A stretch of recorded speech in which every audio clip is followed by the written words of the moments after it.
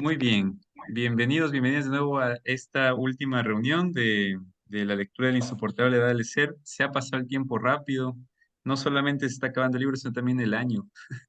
Y bueno, eso significa que estamos ya a puertas de tener un tiempo de evaluación también, ¿no? Del libro, de la comunidad de lectura, pero también nuestras vidas. Siempre es bonito como final de año ver por dónde ha pasado este tiempo, ¿no? Muy bien, yo antes de empezar, porque ahora vamos a ir de frente a leer la última parte, ya después nos daremos todo el tiempo del mundo para comentarla. Solo quiero compartirles un video nada más, muy corto de un minuto, sobre un episodio que ya algunas veces hemos relatado aquí en el Junco, por motivos de otras reflexiones, pero ahora viene bien. Simplemente traerles como la imagen, sin mucho contexto y sin mucha relación con lo que vamos a leer hoy día. No nos olvidemos del perrito de Argos, ¿no? Eh, perdón, de Odiseo. En la Odisea, cuando ya Odiseo, ha terminado su largo viaje de 10 años recorriendo los mares, ¿no? Porque la ira de Neptuno no le dejaba volver a su ciudad a Ítaca. Odiseo llega ya después de la guerra de Troya y después de haber recorrido este mar viejo, ¿no? Recordemos que nosotros siempre cuando volvemos, tanto física como existencialmente, cambiamos, ¿no? Odiseo ya llega muy viejo, nadie le reconoce ya en su pueblo, pero el único que le logra reconocer después de tantos años es su perro Argos. Argos ya está tendido en el suelo, moribundo. Llega Odiseo, al saber, mueve la cola, le reconoce y muere, ¿no? El signo por autonomía y la fidelidad. El único que le reconoce, el perro, luego de tanto tiempo fuera. Esa es una imagen muy bonita. Entonces, simplemente traer esa imagen al día de hoy, ya que la séptima parte se llama así, la sonrisa de Karenin. Recordemos que Karenin es el perro, ¿no? Y invitarles a que veamos este episodio entre Argos y Ulises y nos vayamos poco a poco dejando impactar por las escenas, por los contenidos profundamente sentimentales que esto nos lleva, ¿no? Nuestra conexión, nuestra fidelidad, ¿no? ¿Pueden ver la pantalla? Me confirman, porfas. Sí, Sí, Buenísimo. Ahí va entonces. Dura un minutito la escena en donde Ulises se encuentra con Argos.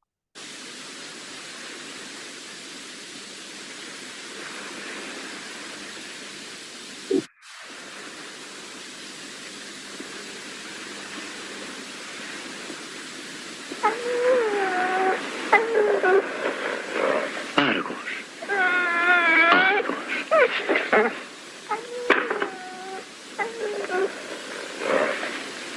me has reconocido.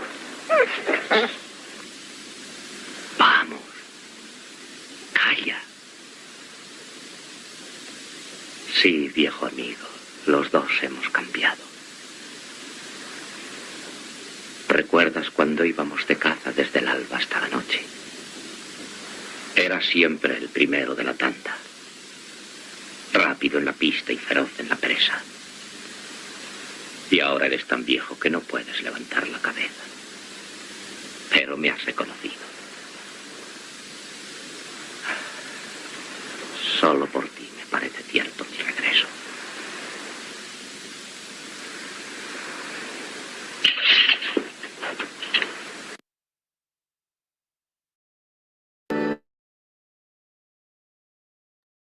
Muy bien, una escena muy cortita, pero impregnada de sentido. Bien, con esta primera escena vamos ahora sí a la lectura de la última parte de nuestro libro. Muy bien, entramos entonces a la séptima parte, la sonrisa de Karen.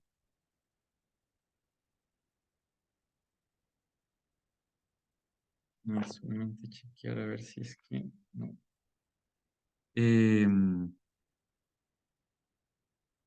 Vamos a ver. Muy bien, Cari, ¿no se nos podría ayudar, por favor, comenzando con el capítulo 1? claro, con gusto. ¿Sí me escuchan? Sí, súper bien. Sí, chévere, ya. La sonrisa de Karen. Desde la ventana se veía la ladera en la que crecían los cuerpos retorcidos de los manzanos. En la ladera, el bosque cerraba el horizonte y la línea de montes se extendía en la lejanía. Al anochecer salía la luna en el cielo pálido y ese era el momento en que Teresa salía al umbral. La luna colgando de un cielo aún no oscureciendo le parecía como una lámpara que han olvidado apagar y que ha estado encendida durante el día en la habitación de los muertos. Los manzanos retorcidos crecían en la ladera y ninguno de ellos podía abandonar el sitio en el que había crecido. Al igual que ni Teresa ni Tomás nunca podrían ya abandonar este pueblo. Habían vendido el coche, el televisor, la radio, solo para comprar una casita pequeña con un jardín a un agricultor que se había ido a vivir a la ciudad. Vivir en el campo era la única posibilidad de huir que les quedaba, porque aquí había una permanente escasez de gente y un exceso de alojamiento. Nadie tenía interés en investigar el pasado político de alguien que estaba dispuesto a ir a trabajar al campo o al bosque y nadie le tenía envidia. Teresa era feliz por haber abandonado la ciudad, con los clientes borrachos del bar y las mujeres desconocidas que le dejaban a Tomás en el pelo el perfume de su sexo. La policía había dejado de interesarse por ellos y la historia del ingeniero se le mezclaba con la escena de Petrín, de modo que casi no distinguía ya lo que había sido sueño y lo que había sido realidad. Además, ¿estaba el ingeniero de verdad al servicio de la policía? Puede que sí, puede que no. Los hombres que emplean para sus citas pisos prestados y que no quieren hacer el amor con la misma mujer más de una vez no son tan escasos. De modo que Teresa era feliz y tenía la sensación de que había logrado su objetivo. Estaban juntos ella y Tomás y estaban solos. ¿Solos? Debo ser más preciso. Lo que he denominado soledad significaba que habían roto todas las relaciones con los amigos y conocidos que hasta entonces tenían. Cortaron su vida como si fuera un trozo de cinta, pero se sentía a gusto en compañía de los campesinos con los que trabajaban y a los que de vez en cuando visitaban en sus casas o invitaban a la suya. Cuando aquel día en el balneario, cuyas calles tenían nombres rusos, conoció al presidente de la cooperativa local, Teresa descubrió de pronto la imagen del campo que habían dejado en ella los recuerdos de su lectura o sus antepasados. Un mundo de vida en común en el que todos forman una especie de gran familia unida por intereses y costumbres comunes. Los domingos, misa en la iglesia, la taberna en la que se reúnen los hombres solos y la sala de esa misma taberna donde los sábados toca la banda y todo el pueblo baila. Pero en el régimen comunista las aldeas ya no se parecen a esta antigua imagen. La iglesia estaba en la aldea vecina y nadie la frecuentaba. La taberna se había convertido en oficinas. Los hombres no tenían dónde reunirse a beber cerveza. Los jóvenes no tenían dónde bailar. Las festividades religiosas no podían celebrarse. Las estatales no interesaban a nadie. El cine estaba en la ciudad a 20 kilómetros. De modo que al terminar la jornada, durante la cual la gente gritaba alegremente y charlaba en los minutos de descanso, todos se encerraban entre las cuatro paredes de sus casas, con sus muebles modernos que destilaban a chorros mal gusto, y miraban la pantalla encendida de los televisores. No se hacían visitas. Todo lo más se detenían unos minutos en casa del vecino antes de cenar. Todos soñaban con irse a vivir a la ciudad. La aldea no les ofrecía nada que se pareciese un poco a una vida interesante. Quizás precisamente porque nadie quería echar raíces aquí, el Estado perdía poder sobre la aldea. Un agricultor al que ya no le pertenece la tierra y que no es más que un obrero que trabaja en el campo, que no siente apego ni por el paisaje ni por su trabajo, no tiene nada que perder, no tiene nada por qué temer.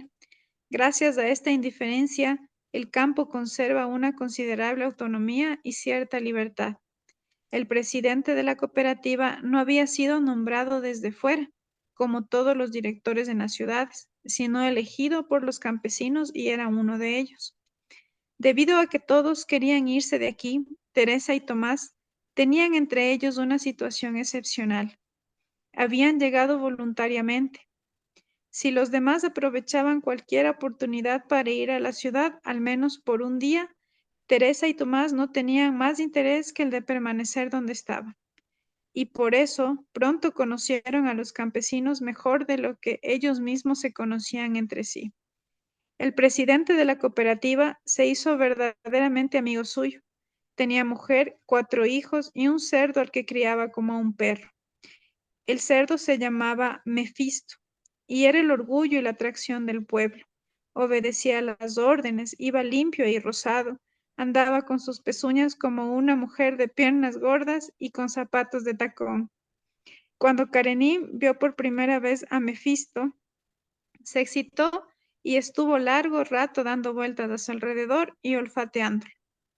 Pero pronto se hizo amigo de él y prefería su compañía a la de los perros del pueblo, a los que despreciaba porque estaban atados a sus casetas y ladraban estúpidamente, sin descanso y sin motivo. Karenin comprendió adecuadamente el valor de lo exclusivo y podría afirmar que estaba orgulloso de su amistad con el cerdo. El presidente de la cooperativa está contento de poder ayudar a su antiguo cirujano y al mismo tiempo triste por no poder hacer algo más por él. Tomás se convirtió en conductor del camión que llevaba a los campesinos al campo o transportaba las herramientas. La cooperativa tenía 4 establos grandes y además otro menor para 40 terneras. Se las encargaron a Teresa y las sacaba a pastar 2 veces al día.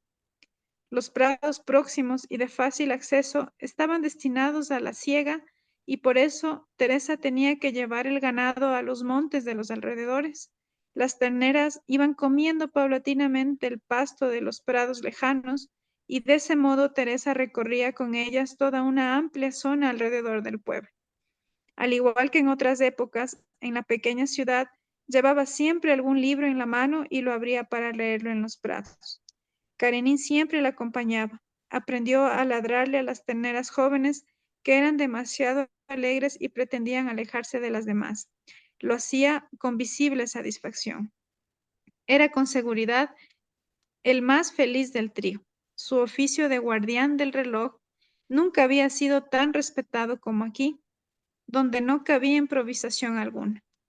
El tiempo en el que vivían Teresa y Tomás se aproximaba a la regularidad de su tiempo. Un día después de comer, es decir, cuando ambos tenían 2 horas de tiempo libres para sí mismos, fueron los 3 a dar un paseo a la ladera detrás de su casa. No me gusta cómo corre, dijo Teresa. Karenin cojeaba de una pata trasera. Tomás se agachó y le miró la pata. Descubrió en el muslo un pequeño bulto. Al día siguiente lo sentó a su lado en el camión y se detuvo en el pueblo más próximo donde vivía el veterinario. Volvió a visitarlo al cabo de una semana y regresó con la noticia de que Karenin tenía cáncer. 3 días más tarde lo operó él mismo con el veterinario. Cuando lo trajo a casa, Karenin aún no se había despertado de la anestesia. Yacía junto a la cama en la alfombra. Tenía los ojos abiertos y se quejaba. En el muslo tenía los pelos afeitados y una cicatriz con 6 puntos. Trató de incorporarse, pero no pudo. Teresa se asustó. Pensó que ya no iba a volver a andar. No temas, dijo Tomás. Aún está bajo los efectos de la anestesia.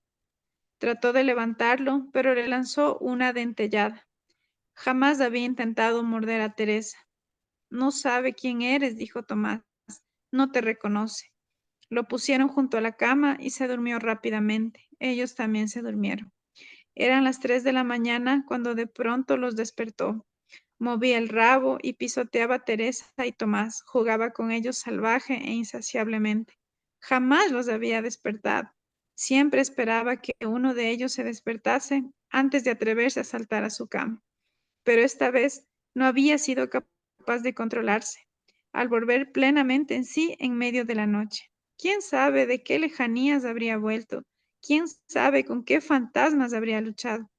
Al ver ahora que estaba en casa y reconocer a sus seres más próximos, Tenía que comunicarle su terrible alegría, la alegría del regreso y del renacer. Gracias, Cari. Gracias, chicos. Mamá, ¿nos ayudas con el 2, porfas? Claro, claro que sí. Dice, en el mismo comienzo del Génesis está escrito que Dios creó al hombre para confiarle el dominio sobre los pájaros, los peces y los animales. Claro que el Génesis fue escrito por un hombre y no por un caballo. No hay seguridad alguna de que Dios haya confiado efectivamente al hombre el dominio de otros seres. Más bien parece que el hombre inventó a Dios para convertir en sagrado el dominio sobre la vaca y el caballo que había usurpado. Sí, el derecho a matar un ciervo o una vaca es lo único en lo que la humanidad coincide fraternalmente, incluso en medio de las guerras más sangrientas. Ese derecho nos parece evidente porque somos nosotros no, los que nos encontramos en la cima de esa jerarquía, pero bastaría con que entrara en el juego un tercero, por ejemplo, un visitante de otro planeta al que Dios le hubiese dicho, dominarás a los seres de todas las demás estrellas, y toda la evidencia del Génesis se volvería de pronto problemática. ¿Es posible que el hombre, uncido a un carro por un marciano, eventualmente asado a la parrilla por un ser de la Vía Láctea? Recuerda entonces la chuleta de ternera que estaba acostumbrado a trocear en su plato y le pida disculpas, tarde, a la vaca. Teresa va con la manada de terneras, las hace caminar delante de ella. A cada rato debe imponer disciplina a alguna de ellas porque las vacas jóvenes son alegres, se escapan del camino y corren hacia los campos. Karenin la acompaña. Hace ya 2 años que va con ella a diario a los prados. Siempre le había resultado divertido tratar a las terneras con severidad, ladrarles e insultarlas. Su Dios le había confiado el dominio sobre las vacas y está orgulloso de ello. Pero esta vez anda con grandes dificultades y salta solo con 3 patas. En la cuarta tiene una herida que sangra. Teresa se agacha hacia él a cada rato y le acaricia el lomo. A los 14 días de la operación estaba claro que el cáncer no se había detenido y que Karenin estaría cada vez peor. Por el camino encuentran a una vecina que con botas de goma va hacia el establo. La vecina se detiene. ¿Qué le pasa a su perro? Parece que cojea. Teresa dice, tiene cáncer. No hay salvación y siente una opresión en la garganta que le impide hablar.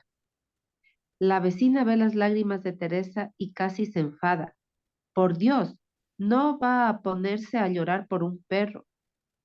No lo dice con mala intención, es una buena mujer y más bien pretende consolar a Teresa con sus palabras. Teresa lo sabe, lleva además suficiente tiempo en la aldea para comprender que si los campesinos amasen a cada conejo como ella ama a Karenin, no podrían matar a ninguno y morirían pronto de hambre con animales y todo. Pero aún así, las palabras de la vecina le suenan a enemistad. Ya sé, responde sin protestar, pero se aleja rápidamente de ella y sigue su camino. Se siente aislada en su amor por el perro. Piensa con una sonrisa triste que tiene que mantenerlo en secreto, más que si se tratase de una infidelidad. La gente ve con malos ojos el amor por los perros. Si la vecina se enterase de que es infiel a Tomás, le daría una palmadita en la espalda en señal de secreta complicidad.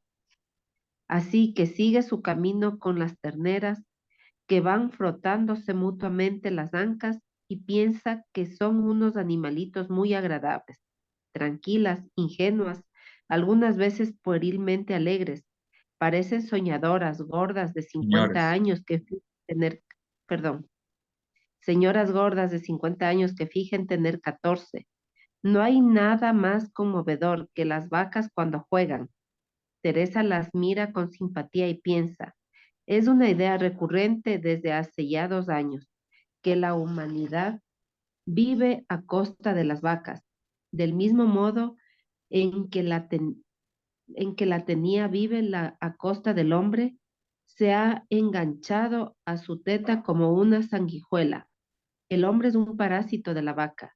Así definiría probablemente un no hombre al hombre en su zoología.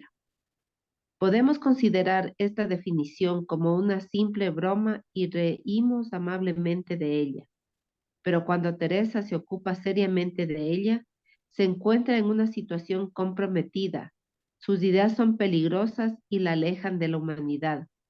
Y ya en el Génesis, Dios confió al hombre el dominio sobre animales, pero esto podemos entenderlo en el sentido de que solos le cedió ese dominio.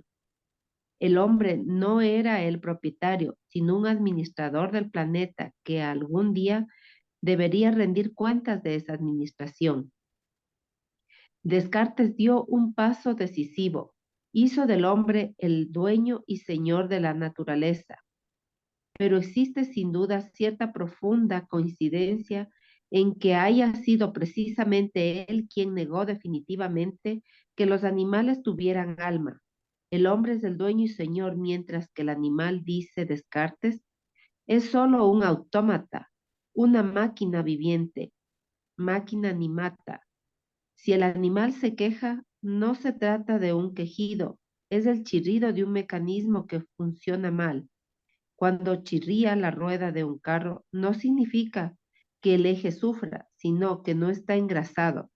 Del mismo modo, hemos de entender el llanto de un animal y no entristecernos cuando en un laboratorio experimentan con un perro y lo trocean vivo.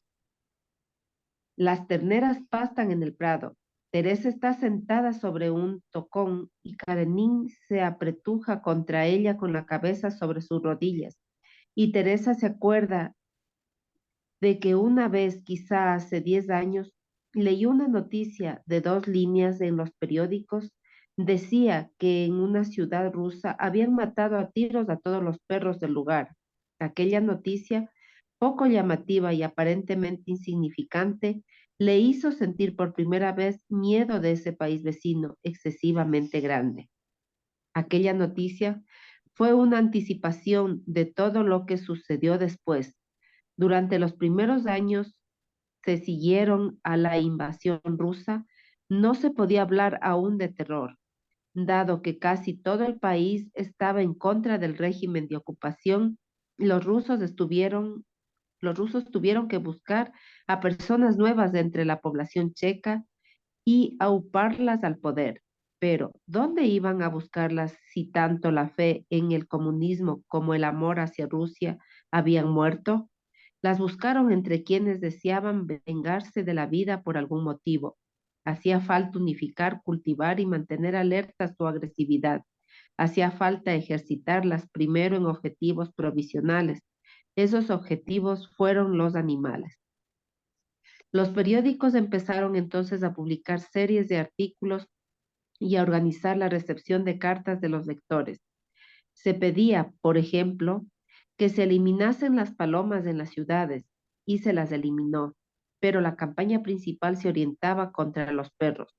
La gente aún estaba desesperada por la catástrofe de la ocupación, pero los periódicos, la radio y la televisión no hablaban más de los perros, que ensucian las aceras y los parques, ponen en peligro la salud de los niños, no tienen utilidad alguna y sin embargo se los alimenta. Se creó tal psicosis que Teresa tenía miedo de que la chusma azuzada hiciera daño a Karenin.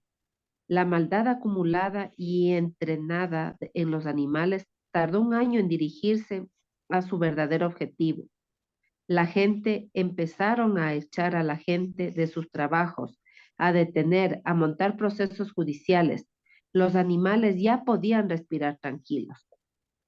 Teresa acaricia constantemente la cabeza de Karen, que descansa tranquilamente sobre sus rodillas. Para sus adentros dice aproximadamente esto: no tiene ningún mérito portarse bien con otra persona. Teresa tiene que ser amable con los demás aldeanos porque de otro modo no podría vivir en la aldea. Y hasta con Tomás tiene que comportarse amorosamente. porque a Tomás lo necesita.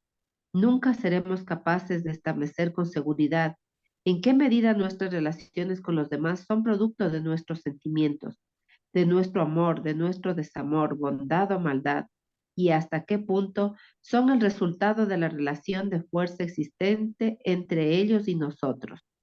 La verdadera bondad del hombre solo puede manifestarse con absoluta limpieza y libertad en relación con quien no representa fuerza alguna. La verdadera prueba de la moralidad de la humanidad, la más honda, situada a tal profundidad que escapa a nuestra percepción, radica en la relación con aquellos que están a su merced, los animales. Y aquí fue donde se produjo la debacle fundamental del hombre, tan fundamental que de ella se derivan todas las demás. Una de las terneras se acercó a Teresa, se detuvo y la miró largamente con sus grandes ojos castaños. Teresa la conocía, le llamaba Marqueta. Le había gustado poner nombre a todas sus terneras, pero no podía. Eran demasiadas. Antes, y seguro que hasta hace 40 años, todas las vacas de este pueblo tenían un nombre, y dado que el nombre es el signo del alma, puedo afirmar que la tenían a pesar de Descartes. Pero luego se hizo cargo del pueblo una gran fábrica cooperativa y las vacas pasaron a llevar su vida en 2 metros cuadrados, en el establo. Desde entonces no tienen nombres y se han vuelto máquinas animate. El mundo le ha dado la razón a Descartes. Sigo teniendo ante mis ojos a Teresa, sentada en un tocón, acariciando la cabeza de Karenin y pensando en la debacle de la humanidad. En ese momento recuerdo otra imagen. Nietzsche sale de su hotel en Turín.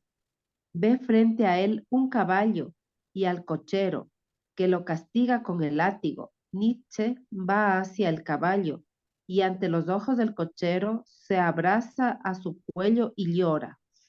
Esto sucedió en 1889, cuando Nietzsche se había alejado ya de la gente. Dicho de otro modo, fue precisamente entonces cuando apareció su enfermedad mental, pero precisamente por eso me parece que su gesto tiene un sentido más amplio. Nietzsche fue a pedirle disculpas al caballo por Descartes. Su locura, es decir, su ruptura con la humanidad, empieza en el momento en que llora por el caballo. Y ese es el Nietzsche al que yo quiero, igual que quiero a Teresa, sobre cuyas rodillas descansa la cabeza de un perro mortalmente enfermo. Los veo a los dos juntos, ambos se apartan de la carretera por la que la humanidad, dueña y señora de la naturaleza, marcha hacia adelante. Gracias, mamá. Listo. Gaby, ¿nos puede ayudar, por favor? Claro que sí. Gracias.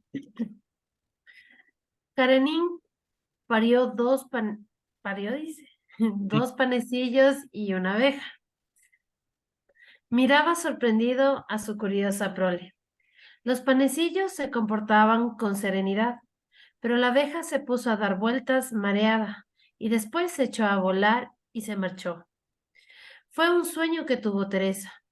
En cuanto se despertaron, se lo contó a Tomás y ambos encontraron en él una especie de consuelo. Aquel sueño transformaba la enfermedad de Karenin en un embarazo y el drama del parto en un resultado a la vez ridículo y tierno. 2 panecillos y una abeja. Se apoderó de ella una infundada esperanza. Se levantó y se vistió. Aquí, en el pueblo, el día también empezaba yendo a comprar a la tienda leche, pan, panecillos. Pero esta vez, cuando llamó a Karenin para que la acompañara, apenas sí levantó la cabeza. Era la primera vez que se negaba a participar en una ceremonia que antes era el primero en exigir. De modo que se fue sin él. ¿Dónde está Karenin?, preguntó la dependienta, que ya tenía el panecillo preparado para él. Esta vez se lo llevó Teresa en la bolsa. Nada más llegar a la puerta lo sacó y se lo enseñó. Quería que fuera a por él, pero se quedó acostado sin moverse. Tomás se dio cuenta de lo afectada que estaba Teresa. Cogió el panecillo con los dientes y se lo puso a gatas delante de Karenin. Se acercó lentamente a él. Karenin lo miraba. Parecía que alguna chispa de interés le iluminaba los ojos, pero no se levantaba. Tomás acercó su cara justo hasta la boca de él, sin mover el cuerpo. El perro cogió con los dientes la parte del panecillo que sobresalía de la boca de Tomás. Entonces Tomás soltó el panecillo para que Karenin se lo quedase todo. Tomás, que seguía a gatas, retrocedió, se agachó y empezó a gruñir. Simulaba querer pelear por el panecillo. En ese momento, el perro le respondió a su amo con un gruñido. Por fin, ¿cuánto había tenido que esperar? Karenin tiene ganas de jugar. Karenin aún tiene ganas de vivir. Aquel gruñido era la sonrisa de Karenin, y ellos querían que la sonrisa durase el mayor tiempo posible. Por eso, Tomás volvió a acercarse a él a gatas y mordió un trozo de pan que sobresalía de la boca del perro. Sus caras estaban juntas. Tomás sentía el olor del aliento del perro y en la cara le hacían cosquillas los largos pelos que le crecían en el hocico a Karenin. El perro volvió a gruñir y dio un tirón con la boca. Cada uno se quedó con una mitad del panecillo en la boca. Y entonces Karenin volvió a cometer un viejo error. Soltó su mitad del panecillo y quiso apoderarse de la mitad que tenía su amo en la boca. Olvidó, como siempre, que Tomás no era un perro y tenía manos. Tomás no soltó el panecillo de la boca y levantó del suelo la mitad que Karenin había dejado caer. Tomás gritó: Teresa, ¿no irás a quitarle el pan? Tomás dejó caer las dos mitades al suelo delante de Karenin, que se tragó rápidamente una de ellas y se quedó con la otra en la boca, enseñándola para jactarse ante el matrimonio de que había ganado la lucha. Volvieron a mirarlo y a pesar de que Karenin reía y que mientras riera seguiría teniendo un motivo para vivir, aunque estuviera condenado a la muerte. Además, al día siguiente pareció mejorar. Almorzaron. Era el momento en que los dos disponían de una hora de tiempo libre y solían sacarlo a pasear. Él lo sabía y siempre correteaba inquieto a su alrededor. Pero esta vez, cuando Teresa cogió la correa y el collar, no hizo más que mirarlos y no se movió. Estaban frente a él, tratando de parecer alegres, por él y para él, procurando levantarle un poco el ánimo. Al cabo de un rato, como si hubiera compadecido de ellos, se les acercó saltando sobre tres patas y dejó que le pusieran el collar. Teresa, dijo Tomás, ya sé que odias la máquina de fotos, pero hoy deberías cogerla. Teresa obedeció. Abrió el armario para buscar la perdida y olvidada cámara de fotos y Tomás añadió: algún día nos alegraremos de tener fotos de él. Karenin ha sido parte de nuestra vida. ¿Cómo que ha sido? Dijo Teresa, como si la hubiera mordido una víbora.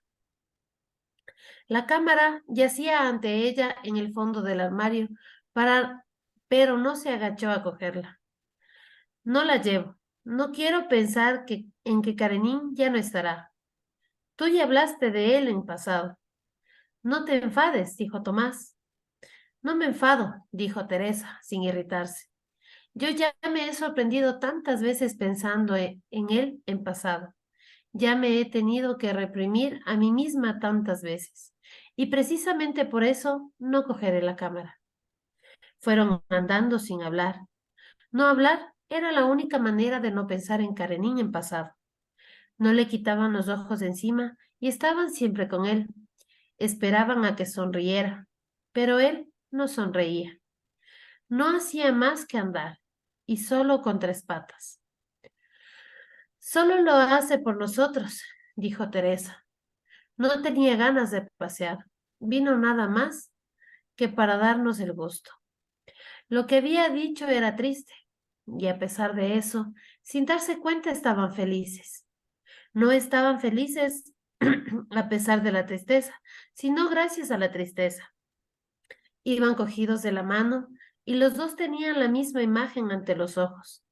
El perro cojo que representaba 10 años de su vida. Anduvieron otro poco.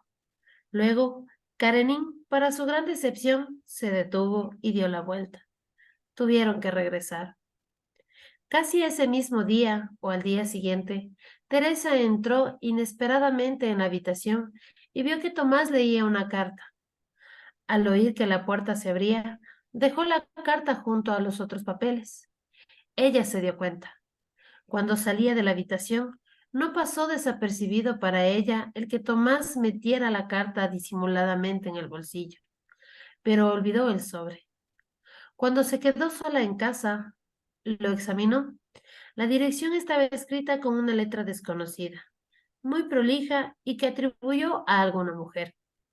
Cuando volvieron a verse, le preguntó, como si nada, si había venido el correo. No, dijo, y la desesperación se apoderó de Teresa. Una desesperación aún mayor, porque había perdido ya la costumbre. No, no cree que Tomás tenga alguna amante secreta. Es prácticamente imposible. No dispone de ningún rato libre del que ella no sepa, pero parece que le queda alguna mujer en Praga y que piensa en ella, aunque no puede dejarle el perfume de su sexo en el pelo. No cree que Tomás pueda abandonarla por esa mujer, pero le parece que la felicidad de estos 2 últimos años de vida en el campo ha quedado nuevamente degradada por la mentira. Volvió a su mente una antigua idea. Su hogar no es Tomás, sino Karenin. ¿Quién le dará cuerda al reloj de sus días cuando él no esté? Teresa vivía en el futuro, en un futuro sin Karenin, y en ese futuro se sentía abandonada. Karenin yacía en un rincón y se quejaba. Teresa salió al jardín, se fijó en el césped que crecía entre los manzanos y se imaginó que enterraban allí a Karenin. Clavó el tacón en la tierra y dibujó un rectángulo en el césped. Era el sitio para su tumba. ¿Qué haces?, le preguntó Tomás, que la había sorprendido en aquella actividad tan inesperadamente como ella la sorprendió unas horas antes leyendo la carta. No le respondió. Tomás notó que después de tanto tiempo volvían a temblarle las manos. Se las cogió. Ella se soltó. ¿Es la tumba de Karenin? No respondió. Su silencio lo enervaba. Explotó.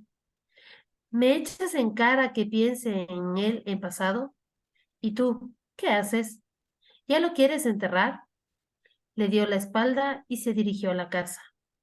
Tomás se metió en su habitación y dio un portazo.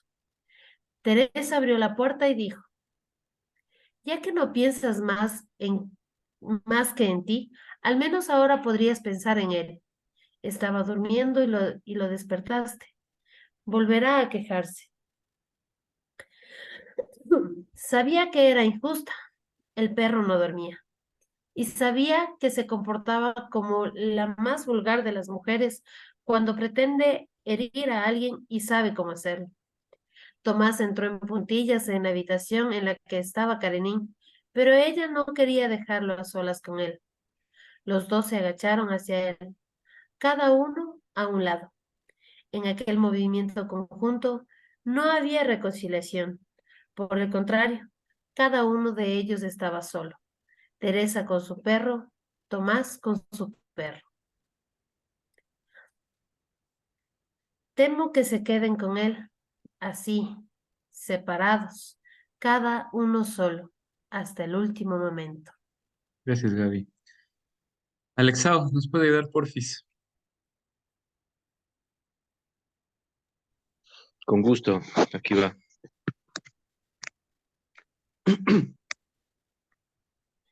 ¿Por qué es tan importante para Teresa la palabra idilio? Nosotros hemos sido educados en la mitología del Antiguo Testamento. Podríamos decir que un idilio es la imagen que nos ha quedado como recuerdo del paraíso. La vida en el paraíso no, la vi- perdón, la vida en el paraíso no semejaba a una carrera en línea recta que nos conduce a lo desconocido. No era una aventura. Se movía en círculo entre cosas conocidas. Su uniformidad no era un aburrimiento, sino un motivo de felicidad. Mientras el hombre vivió en el campo, en la naturaleza, rodeado de animales domésticos, en el regazo de las épocas del año y de su repetición, quedaba muy adentro de él al menos un reflejo de ese idilio paradisiaco. Por eso, Teresa, cuando se encontró en el balneario con el presidente de la cooperativa, vio de pronto ante sus ojos la imagen de una aldea en la que nunca había vivido, que no conocía, y quedó maravillada. Era como si mirara hacia atrás en dirección al paraíso. Adán en el paraíso, cuando se inclinaba sobre una fuente, aún no sabía que aquello que veía era él mismo. No habría comprendido a Teresa cuando, de niña, se ponía ante el espejo y trataba de ver su alma a través de su cuerpo. Adán era como Karenin. Teresa se divertía con frecuencia poniéndolo frente al espejo. No reconocía su imagen y se comportaba con increíble desinterés y distracción. La comparación entre Karenin y Adán me lleva a pensar que en el paraíso el hombre aún no era hombre. Más exactamente, el hombre aún no había sido lanzado a la órbita del hombre. Nosotros hace mucho que ya hemos sido lanzados y volamos por el espacio del tiempo que transcurre en la línea recta, pero aún sigue existiendo dentro de nosotros una estrecha cuerdecilla que nos ata al lejano y nebuloso paraíso en el que Adán se inclina sobre la fuente y siendo totalmente distinto de Narciso, no intuye que esa pálida mancha amarilla que apareció allí es en realidad él mismo. La nostalgia del paraíso es el deseo del hombre de no ser hombre. Cuando siendo niña encontraba las compresas de la madre manchada por la sangre de la menstruación, le daban asco y odiaba a su madre por no tener la vergüenza necesaria para esconderlas. Pero Karenin, que era perra, también tenía menstruaciones. Le venían una vez cada medio año y duraban 15 días. Para que no ensuciase la casa, le colocaba entre las patas un gran trozo de algodón y le ponía unas bragas viejas suyas, que le ataba ingeniosamente con un cordón al cuerpo. Se pasaba 14 días riéndose de la forma en que iba vestida. ¿Cómo es posible que la menstruación del perro despertase en ella una alegre ternura, mientras que la suya propia le daba asco? La respuesta me parece sencilla. El perro nunca ha sido expulsado del paraíso. Karenin no sabe nada de la dualidad entre el cuerpo y el alma y no sabe qué es el asco. Por eso Teresa se siente tan a gusto y serena con él. Y por eso es tan peligroso transformar el animal en machina animata y la vaca en un autómata que produce leche. El hombre corta así el hilo que lo ataba al paraíso y en su vuelo por el vacío del tiempo ya nada podrá detenerlo ni consolarlo. De la confusa mezcla de estas ocurrencias crece ante Teresa una idea blasfema de lo que no puede librarse. El amor que le une a Karenin es mejor que el que existe entre ella y Tomás. Mejor, no mayor. Teresa no quiere culpar a Tomás ni culparse a sí misma. No pretende afirmar que pudieran quererse más, pero le da la impresión de que la pareja humana está hecha de tal manera que su amor es a priori de peor clase de la que puede ser, al menos en su caso, que es el mejor. El amor entre una persona y un perro, esa extravagancia en la historia del hombre, probablemente no planeada por el Creador. Es un amor desinteresado. Teresa no quiere nada de Karenin, ni siquiera la pide amor. Jamás se ha planteado las interrogantes que torturan a las parejas humanas. ¿Me ama?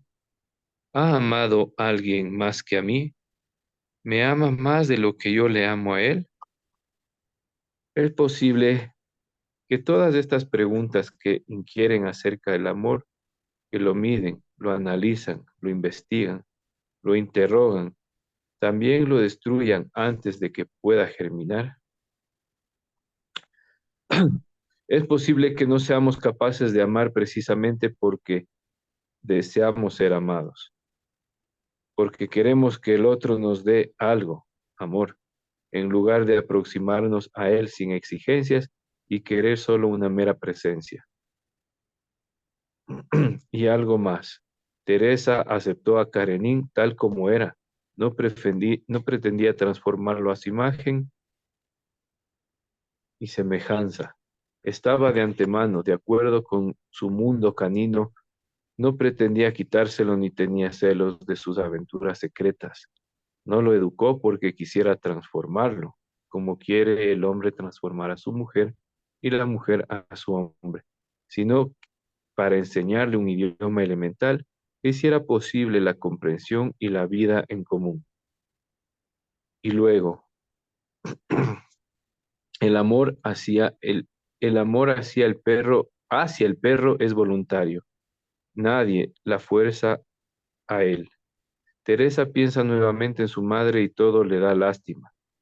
Si la madre fuera una de las desconocidas de la aldea, es posible que su alegre brusquedad le resultara simpática. Ay, si la madre fuera una persona extraña. Teresa se avergonzó desde su infancia que la madre hubiera ocupado los rasgos de su cara y confiscado su yo. Pero lo peor era que el antiguo imperativo, ama a tu padre y a tu madre, la obligaba a estar de acuerdo con aquella ocupación y a llamar a aquella agresión amor. La madre no tenía la culpa de que Teresa hubiera roto con ella. No rompió con ella por la madre, porque la madre fuera como era, sino porque era la madre. Y lo principal, ninguna persona puede otorgarle a otra el don del idilio. Eso solo lo sabe hacer el animal, porque no ha sido expulsado del paraíso. El amor entre un hombre y un perro es un idilio. En él no hay conflictos, no hay escenas desgarradoras, no hay evolución. Karenin rodeó a Teresa y a Tomás con su vida basada en la repetición, y eso mismo era lo que esperaba de ellos. Si Karenin hubiera sido un hombre y no un perro, seguro hace tiempo ya le hubiera dicho a Teresa: haz el favor, estoy aburrido de llevar todos los días el panecillo en la boca. No puedes inventar algo nuevo. En esta frase está encerrada toda la condena que pesa sobre el hombre. El tiempo humano no da vueltas en redondo, sino que sigue una trayectoria recta. Ese es el motivo por el cual el hombre no puede ser feliz, porque la felicidad es el deseo de repetir.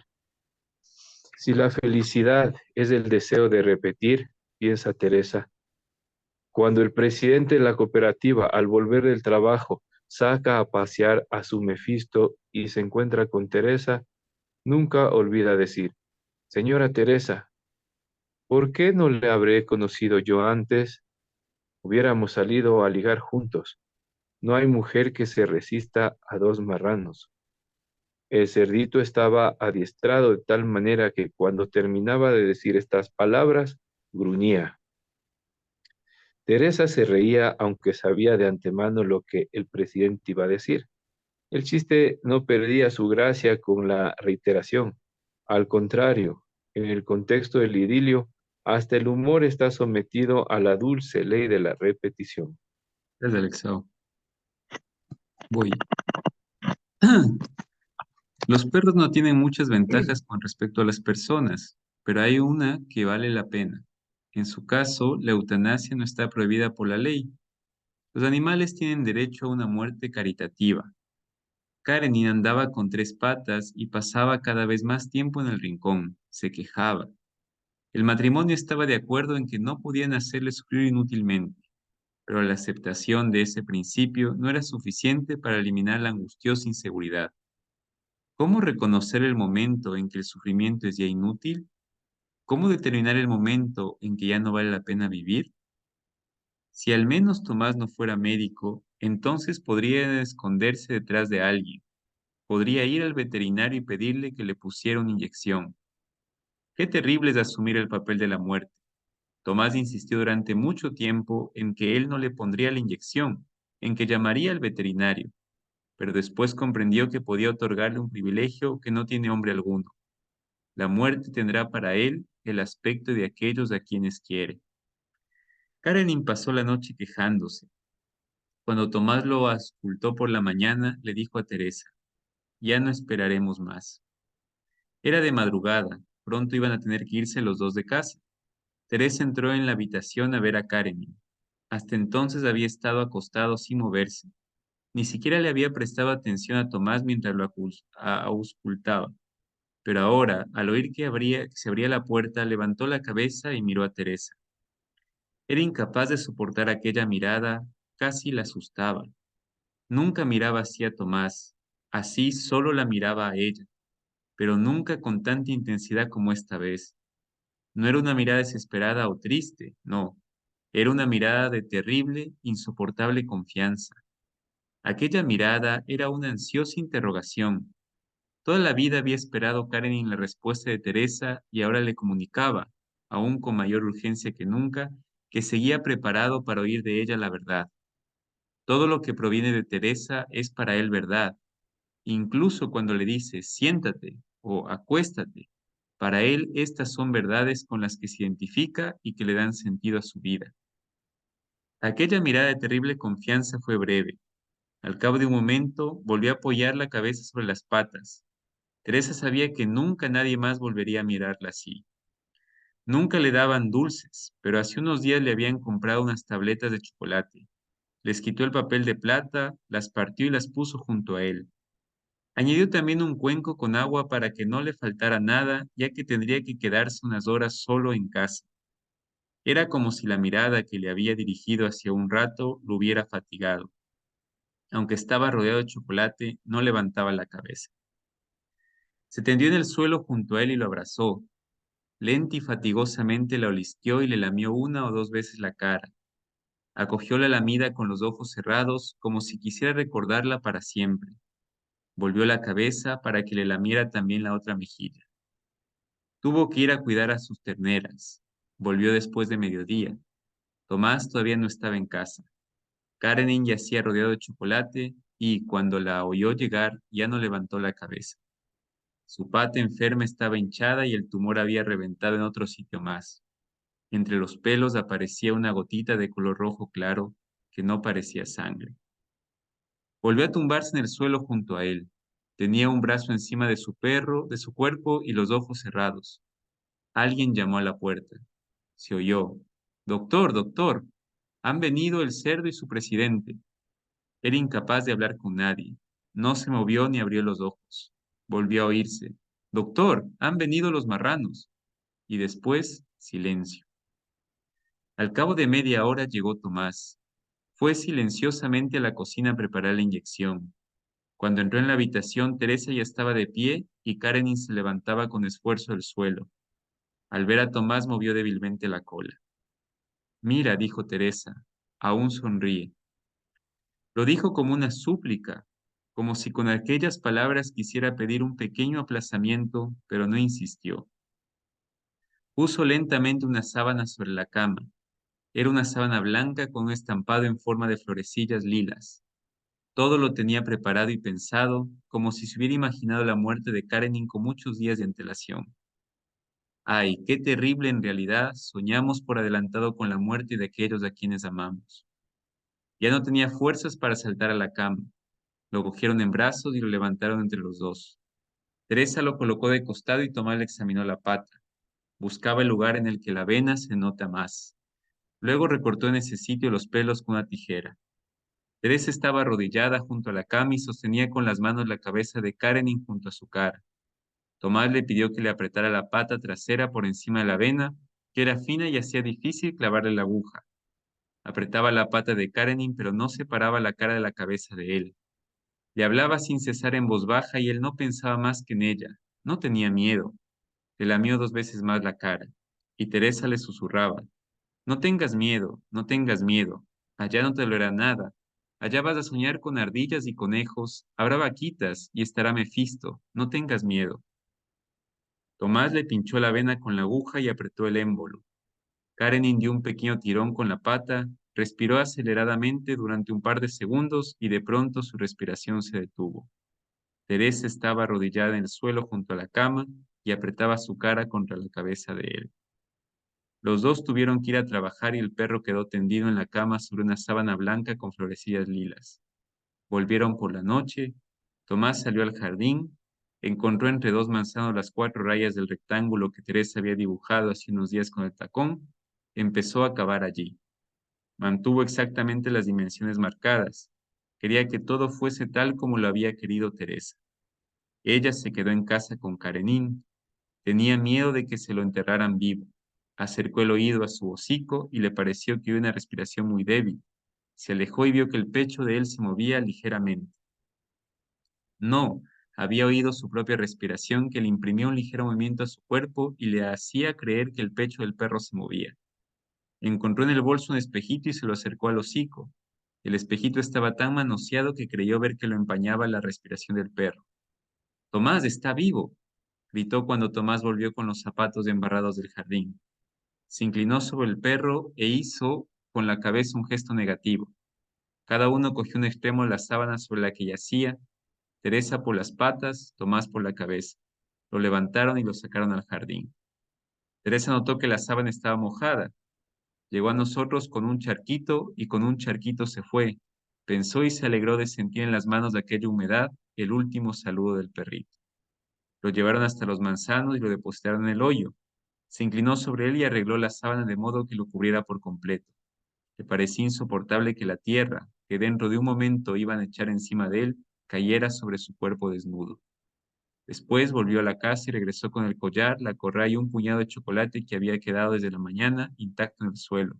Lo tiró todo por encima de él. Junto al hoyo había un montón de tierra fresca. Tomás cogió la pala. Teresa se acordó de su sueño. Karenin parió 2 panecillos y una abeja. De pronto aquella frase le sonaba como un epitafio. Imaginó entre los 2 manzanos un panteón con este texto: aquí yace Karenin, parió 2 panecillos y una abeja.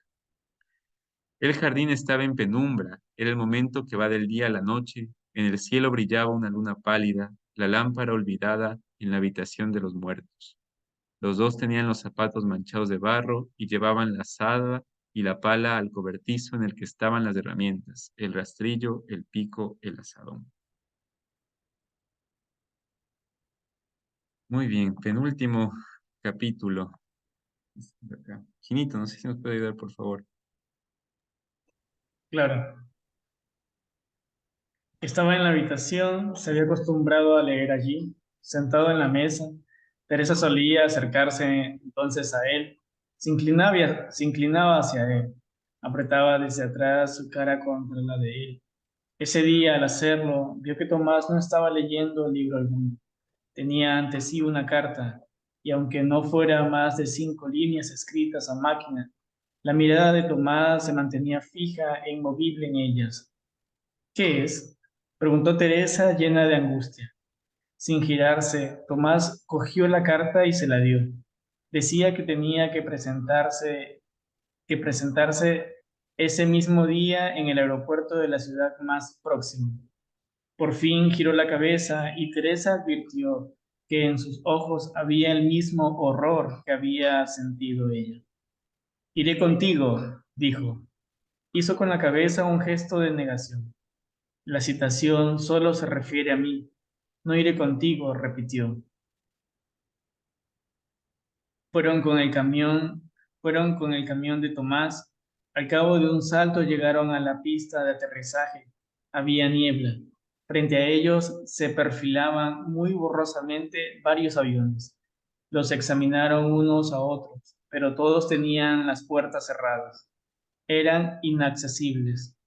Por fin encontraron uno con la puerta abierta y unas escalerillas adosadas que conducían hasta allá. Subieron. En la puerta apareció un auxiliar del vuelo y los invitó a pasar. El avión era pequeño, apenas para 30 pasajeros, y estaba completamente vacío. Avanzaron por el corredor entre los asientos, sin perder el contacto sobre los dos y sin demasiado interés por lo que sucedía a su alrededor. Se sentaron en los dos asientos contiguos y Teresa apoyó la cabeza en el hombro de Tomás. El horror del comienzo se diluía y se convertía en tristeza. El horror es un impacto, un momento de absoluta ceguera. El horror está desprovisto de toda huella de cabeza, de belleza. No vemos más que la intensa luz del acontecimiento desconocido que aguantarnos. La tristeza, por el contrario, presume que sabemos. Tomás y Teresa sabían que les esperaba. La luz del horror perdía intensidad y el mundo empezó a verse bajo una iluminación azulada, tierna, que hacía las cosas más bellas de lo que eran antes. En el momento en el que Teresa leyó la carta, no sentía amor por Tomás. Lo único que sabía es que no debía abandonarlo, ni por un momento. El horror había sofocado todos los demás sentimientos y sensaciones.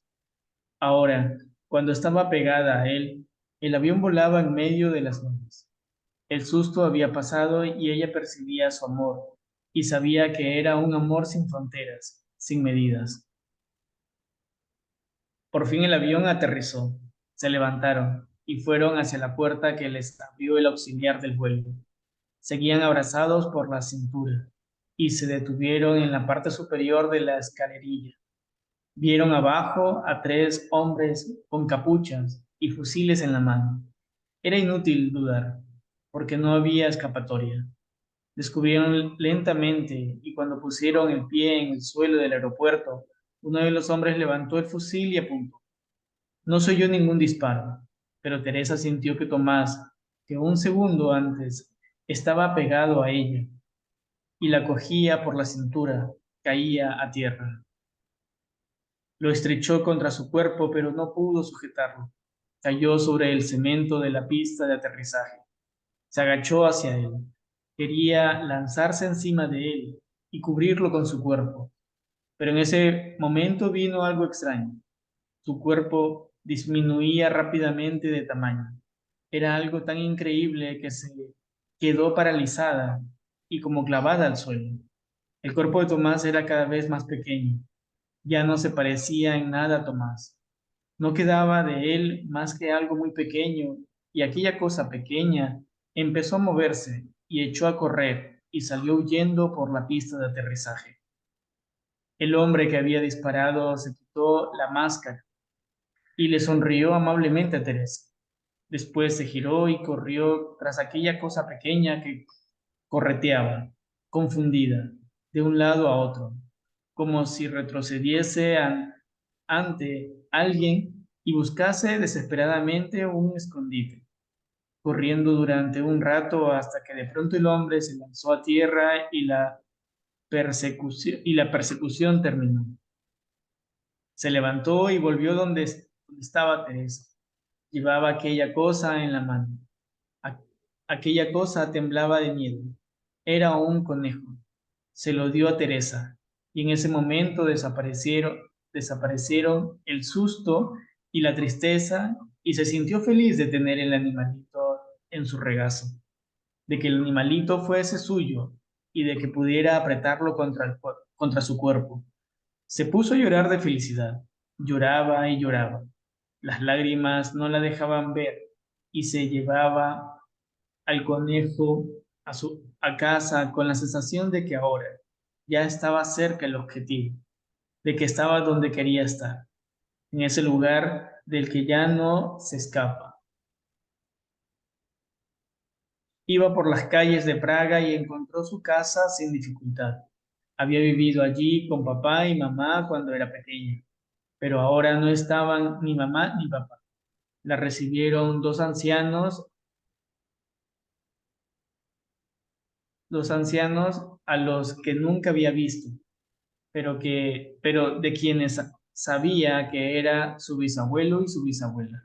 Los dos tenían la piel arrugada como la corteza de los árboles, y Teresa estaba contenta de ir a vivir con ellos, pero ahora quería estar a solas con su animalito. Encontró fácilmente su habitación en la que había vivido desde 5 años, cuando sus padres decidieron que merecía una habitación propia. Había una cama, una mesilla y una silla. En la mesilla había una lámpara encendida que había estado esperándola todo ese tiempo. Encima de la lámpara se había posado una mariposa con las alas abiertas, en las que estaban pintados dos grandes ojos. Teresa sabía que había llegado a la meta. Se acostó en la cama y apretó el conejo contra su cara. Gracias, Chinito. Muy bien, y vamos al último capítulo y con esto cerramos. Kelly, no sé si ya nos puede ir leyendo.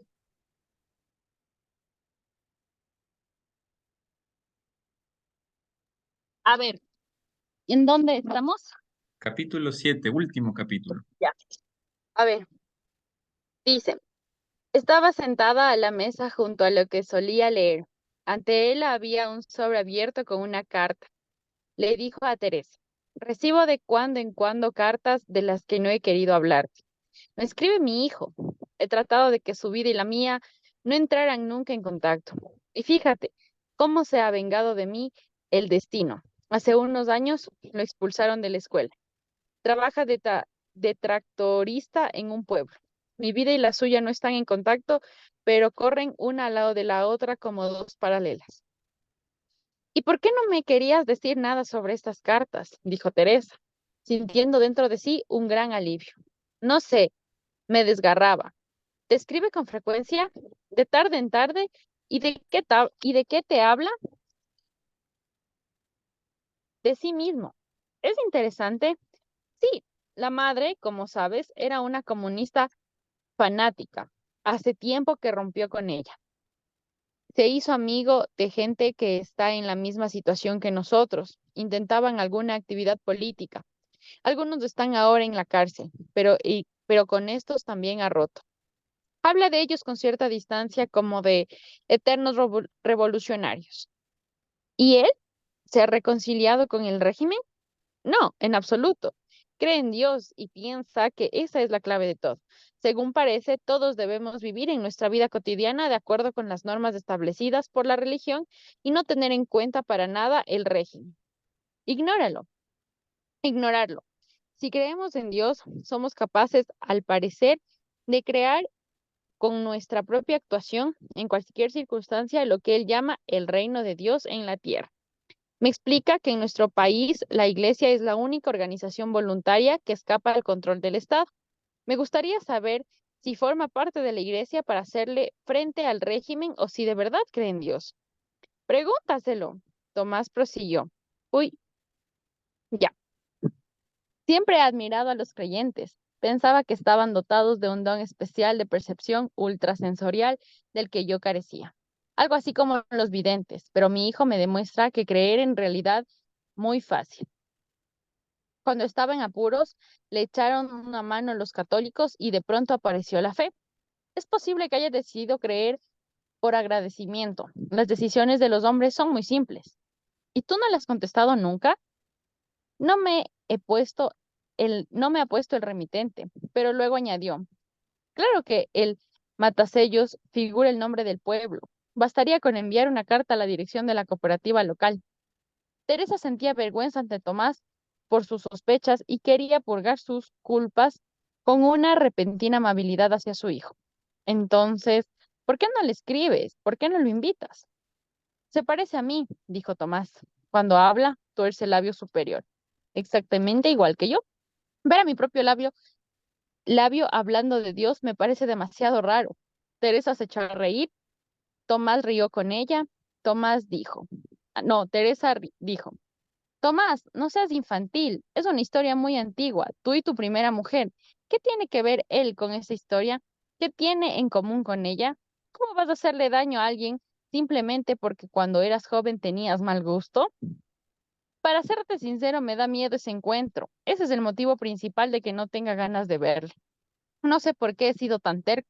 Uno decide algo, ni siquiera sabe muy bien cómo, y esa decisión se mantiene luego por su propia inercia. Cada año que pasa es más fácil cambiarla. Invéntale, dijo. Ese mismo día, cuando Uy, ya. Ese mismo día, cuando volvía del establo, oyó voces en la carretera. Al acercarse mi- vio al camión, miraban y esperaban que Tomás terminase el trabajo. Se quedó allí sin poder Creo que aquí, Kelly, apartarla. creo que aquí te saltaste una partecita. Ay, sí, perdón. Ya, lo siento. Ese mismo día, cuando volvía del establo, oyó voces en la carretera. Al acercarse, vio el camión de Tomás. Tomás estaba agachado y demostraba una rueda, y desmontaba una rueda, perdón. Alrededor había un grupo de hombres que miraban y esperaban que Tomás terminase el trabajo. Listo, ahora sí está claro. Se quedó allí sin poder apartar la mirada. Tomás tenía un aspecto avejentado. Su pelo era canoso y la torpeza con la que actuaban no era la torpeza de un médico que se ha convertido en chofer, sino la de una persona que ya no es joven. Recordó una reciente conversación con el presidente. Le había dicho que el camión de Tomás estaba en un estado deplorable. Lo decía en broma. No era una queja, pero reflejaba una preocupación. Tomás sabe más de lo que hay dentro del cuerpo de que lo que hay dentro del motor. Rió. Después reconoció que había ido varias veces a pedirle a la administración que le permitiesen a Tomás volver a ejercer su profesión en aquella provincia. Comprobó que la policía no estaba dispuesta a permitirlo. Ella se ocultó tras el tronco de un árbol para que ninguna de las personas que estaban alrededor del coche pudieran verla, pero no dejó de mirarle. Los remordimientos le oprimían el corazón. Por su culpa había vuelto de Zúrich a Praga. Por su culpa se había ido de Praga y ni siquiera ahora lo dejaba.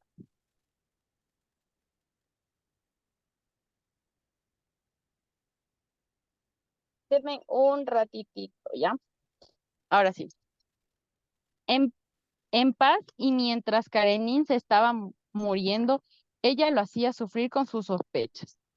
Siempre siempre la habían reprochado secretamente que no la amaba bastante.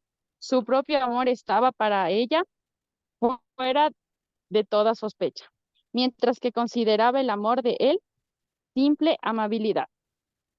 Ahora ve lo injusta que ha sido.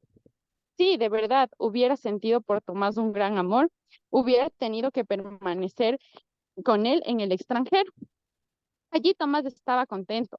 Allí se le abría la perspectiva de una nueva vida. Y a pesar de eso, se fue de allí. Es verdad que trató de convencerse a sí misma de lo que hacía por generosidad para no molestarlo, pero no era la generosidad tan solo una disculpa. En realidad sabía que vendría tras... Se me fue la pantalla. En realidad sabía que vendría tras ella. La atraía cada vez más hacia abajo, como atraen las ninfas a los campesinos hacia los pantanos para dejarlos morir allí. Utilizó el momento en que él tenía espasmos de estómago para obtener la promesa de que se irían a vivir al campo. ¿Cómo sabía engañarlo? Le hacía ir tras ella como si quisiese comprobar permanentemente que la amaba. hizo que fuera tras ella hasta llegar a este sitio, con el pelo cano, cansado, con las manos medio destrozadas, que ya nunca podrían coger un bisturí. Llegaron a un, llegaron a un lugar del que ya no pueden ir a ninguna parte. ¿A dónde podrían ir? Al extranjero nunca les dejarán salir. Ya no encontrarán el camino de regreso a Praga. Nadie les dará trabajo allí y no tiene motivo alguno para irse a otro pueblo. Dios mío, ¿era necesario llegar hasta aquí para que creyera que la quería? Finalmente, Tomás logró volver a montar la rueda. Se sentó al volante, los hombres saltaron al camión y se oyó el ruido del motor. Teresa se fue a casa y llenó la bañera de agua. Se sumergió en el agua caliente pensando que toda la vida habían utilizado sus propias debilidades en contra de Tomás. Todos tendemos a considerar la fuerza como un culpable y la debilidad como víctima inocente. Pero Teresa ahora lo comprende. En su caso ha sido al revés. Hasta sus sueños, como si conociesen las únicas debilidades de ese hombre fuerte. Le mostraban los sufrimientos de Teresa para hacerlo ir en retirada. Su debilidad era agresiva y le obligaba a constantes rendiciones, hasta que por fin dejó de ser fuerte y se convirtió en un conejito en su regazo. No dejaba de pensar en aquel sueño. Salió de la bañera y fue a buscar un vestido que ponerse. Quería ponerse el vestido más bonito para gustarle, para darle una alegría. Apenas había abrochado el último botón cuando entró Tomás ruidosamente junto con el presidente de la cooperativa y un joven campesino llamativamente pálido. Venga, dijo Tomás, ¿algún licor fuerte? Teresa salió corriendo y trajo una botella de Slibovis. Sirvió un vasito y el joven se lo tomó inmediatamente. Mientras tanto, se enteró de lo que había sucedido. El joven se había dislocado un brazo y gritaba de dolor. Nadie sabía qué hacer, así que llamaron a Tomás, que le volvió el brazo a su sitio con un solo movimiento. El joven bebió de un trago otro vasito y le dijo a Tomás, tu mujer está guapísima hoy. Tonto, dijo el presidente, la señora Teresa siempre está guapa. Ya sé que siempre está guapa, dijo el joven, pero hoy se ha puesto muy elegante. Nunca la habíamos visto con ese vestido. ¿Van a salir? No vamos a salir. Me lo puse por Tomás. Doctor, tú sí que lo pasas bien, rió el presidente. Mi mujer nunca hace eso de vestirse así para que yo la vea. Claro, por eso sales siempre de paseo con el cerdo y no con tu mujer, dijo el joven y se rió mucho. ¿Y qué hace Mefisto? Dijo Tomás. Hace por lo menos, se puso a pensar, 1 hora que no lo veo. Es que me añora cuando no estoy, dijo el presidente. Ahora que la veo con ese vestido me dan ganas de bailar con usted, le dijo el joven a Teresa. ¿Me dejarías bailar con ella, doctor? Vamos todos a bailar, dijo Teresa. ¿Vienes? Le dijo el joven a Tomás. ¿Pero dónde? Preguntó Tomás. El joven dio el nombre del pueblo vecino en el que había una sala de baile. ¿Vienes con nosotros? Le ordenó al presidente y como llevaba ya 3 vasitos, añadió, si Mefisto te añora, nos lo llevamos. Llevaremos a 2 marranos. Todas las mujeres se van a caer sentadas cuando vean a 2 marranos. Y volvió a reírse mucho. Si no les da vergüenza, Mefisto, voy con ustedes, dijo el presidente y subieron todos al camión de Tomás. Tomás se sentó al volante, Teresa a su lado y los 2 hombres detrás con la botella de Slibovis a medio beber, hasta que no salieron del pueblo, el presidente no se acordó de que le habían dejado a Mefisto. Le gritó a Tomás que volvieran. No hace falta, con un marrano basta, le dijo el joven y el presidente quedó conforme. Os- com- Perdón. Ya, y el presidente conforme. Oscurecía, el camino trepaba por la montaña. Llegaron a la ciudad y detuvieron el camión frente al hotel. Teresa y Tomás no habían estado nunca allí. Bajaron por la escalera al sótano, donde había una barra de bar, una pista de baile y varias mesas. Un señor de unos 60 años tocaba el piano y una señora de la misma edad tocaba el violín. Interpretaban canciones que habían estado de moda hace 40 años. En la pista bailaban unas 5 parejas. El joven lanzó una mirada a su alrededor y dijo, el presidente se sentó con Tomás junto a... No, ahí, Perdón, el presidente... alrededor y dijo, no me vale ninguna de estas, e inmediatamente invitó a bailar a Teresa. El presidente se sentó con Tomás junto a una mesa libre y pidió una botella de vino.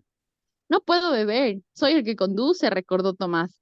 Tonterías, dijo el presidente. Nos quedaremos a pasar la noche y fue inmediatamente a la recepción a reservar 2 habitaciones. Después volvió Teresa de la pista con el joven, le sacó a bailar al presidente y por último bailó con Tomás. Mientras hablaban, le dijo, Tomás, todo lo malo que hay en tu vida ha sido por mi culpa. Yo tengo la culpa de que hayas llegado hasta aquí, tan bajo que ya no es posible ir a ninguna otra parte. Tomás dijo, ¿estás loca? ¿De qué bajo hablas? Si nos hubiéramos quedado en Zurich, estarías operando a tus pacientes y tú estarías haciendo fotos. Esa es una comparación tonta, dijo Teresa. Para ti tu trabajo lo era todo, mientras que yo puedo hacer cualquier cosa y me da exactamente lo mismo. Yo no perdí nada, tú lo perdiste todo. Teresa, dijo Tomás, ¿no te has dado cuenta de que aquí soy feliz? Tu misión era operar, dijo. Teresa, la misión es una idiotez. No tengo ninguna misión. Nadie tiene ninguna misión. Y es un gran alivio sentir que eres libre, que no tienes una misión. Era imposible no confiar en la sinceridad de su voz. Recordó la imagen de de esa misma tarde. Lo vio arreglando el camión y le pareció viejo. Ella había llegado a donde quería llegar. Siempre había deseado que fuera viejo. Volvió a acordarse del conejito al que apretaba contra su cara en su habitación infantil. ¿Qué significa convertirse en conejito? Significa perder toda fuerza, significa que uno ya no es más fuerte que el otro. Daban pasos de baile, daban pasos de baile al sonido del piano y el violín. Y Teresa apoyaba la cabeza en su hombro. Así tenía la cabeza cuando iban en el avión que los llevaba a través de la nieve. Sentía ahora la misma extraña felicidad y la misma extraña tristeza que en aquella ocasión. Esa tristeza significaba, hem- hemos llegado a la última estación. Esa felicidad significaba, estamos juntos. La tristeza era la forma y la felicidad el contenido. La felicidad llenaba el espacio de la tristeza. Volvieron a la mesa, bailó otras 2 veces con el presidente y una vez con el joven, que ya estaba tan cansado que se cayó con ella en la pista. Después subieron todos y fueron a sus habitaciones. Tomás dio vuelta al interruptor y encendió la lámpara. Ella vio 2 camas juntas. Al lado de una de ellas, una mesa de noche con una lámpara de cuya pantalla espantada por la luz. Voló una mariposa nocturna que se puso a dar vueltas por la habitación. De abajo llegaba tenue el sonido del piano y el violín. Gracias, Kelly. Muy bien. Muchas gracias, gente. ¿Se acabó?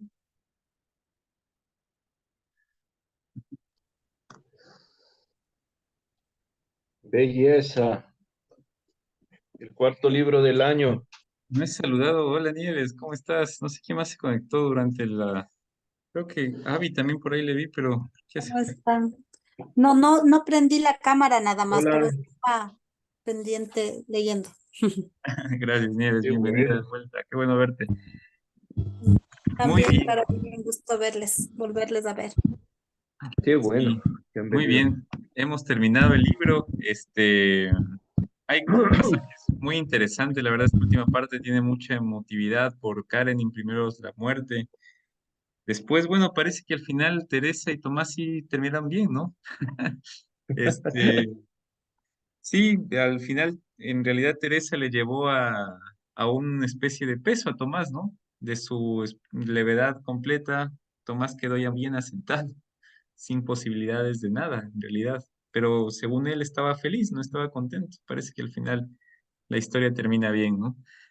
Bueno, no vamos hoy día a tener tiempo ciertamente por cuestiones de hora, ya como les dije, hoy día vamos a quedarnos hasta las 10:30, pero sí les invito a que podamos seguir pensando en esto que leímos, cómo se cierra el libro, ¿no? Hay varios datos muy interesantes. Primero el tema que cerremos con Karenin, ¿no? Con la idea de este animal, de la mascota que une al final a Teresa y a Tomás, que les permite ya tener un ritmo circular, ¿no? Donde pueden estar todo el tiempo juntos.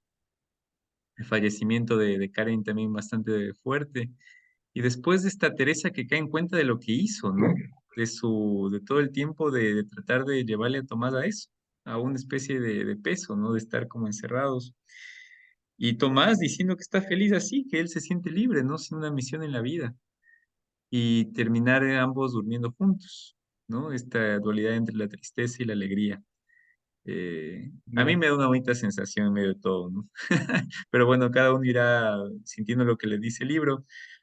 Y nada, simplemente recordarles que nos vemos el día sábado para ver la película, los que podamos, los que están en Otavalo, ojalá nos podamos juntar en algún ratito para ver la peli también. Y la próxima semana, el martes, hay dos opciones. Habría que ver si es que avanzamos o presentamos los productos artísticos, que no sé que también los tengamos, o más bien nos damos ese día para analizar lo que hemos leído y tener un poquito de análisis más bien de ahí y conversar, ¿no? Y ya veremos después qué viene. Entonces, quizá el martes lo dejemos más bien para hablar, ¿no? Yo tendré algunos puntos de apoyo y de ahí vamos hablando, un poco para hablar y para ya cerrar después de ver la peli también con los que podamos y dejar el libro ya terminado, ¿no? Antes de diciembre. Eso, gente, si les parece bien, quedamos ahí entonces. Alguien, no sé si alguien tiene algo que decir así al final. No cerramos ya. Alexa, ¿alguna cuestión que haya que decir? Eh, sí, un final bonito realmente, algo parecido al final de El amor en tiempos de cólera de García Márquez. Después de tanto trajinar, al final están viejitos en el barco, navegando, una vida sencilla, todo en calma. La vida sencilla creo que para Tomás se vuelve como algo, como te digo, a la vez ligero, más no peso, ¿no? Porque el Smusein era el peso de él. El Smusein, la misión como médico era lo que le pesó, pero prefirió una vida sencilla y creo que fue feliz de esa manera, por ahí. Chévere. Sí, como digo, podemos verlo de distintos modos. Pero bueno, que cada uno lo vaya asimilando, pues, ¿no? En su medida, váyanlo pensando, denle vueltas un poco, qué significa esto. Ese es, si fuera su historia, quisieran que así sea su historia, que se acabe, ¿no? En fin, ya lo hablaremos más del martes. El martes tenemos un espacio muy abierto de diálogo, con varios puntos de reflexión. Ya veremos si es que los productos artísticos se pueden dar o no. Tampoco nos pondremos de acuerdo entre todos, ¿no? Porque entiendo que es fin de año y estamos con un montón de cosas encima. Entonces tampoco quiero que nos sintamos cargados. Así que eso, gente, nos vemos entonces el sábado con los que ponen el cafecito. Cuídense mucho, descansen. Ya nos estamos conversando, pues de ahí cualquier novedad. Una Abrazotes, buena gente. noche Gracias, para todos. Chao. Chao, gracias. chao, descansen, nos Descansen, vemos. una buena noche. Igualmente, chao.